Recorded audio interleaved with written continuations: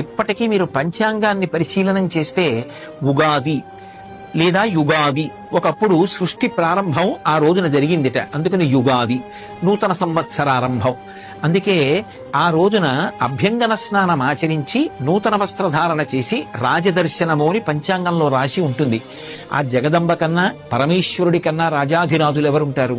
అందుకే చక్కగా ఆ రోజున శివాలయానికి వెళ్ళి మనం పార్వతీ పరమేశ్వరుల యొక్క దర్శనం చెయ్యాలి. ఎందుచేత అంటే జగత పితరవ్వందే పార్వతీ పరమేశ్వరవు, ఈ జగత్తుకంతటికీ కూడా తల్లిదండ్రులు వాళ్ళు. లేదు లక్ష్మీనారాయణ దర్శనం చెయ్యవచ్చు. ఆ రోజున తప్పకుండా చెయ్యవలసినటువంటి పనులలో ఒకటి గోపూజ చేసి వృషభ పూజ చెయ్యాలి. ఎందుచేత అంటే ఎద్దు యొక్క డెక్కల నుండి స్రవించినటువంటి అమృత బిందువుల వలన పంట బాగా వృద్ధిలోకి వచ్చి చక్షు సంబంధమైన వ్యాధులు రాకుండా ప్రజల్ని కాపాడుతుంది.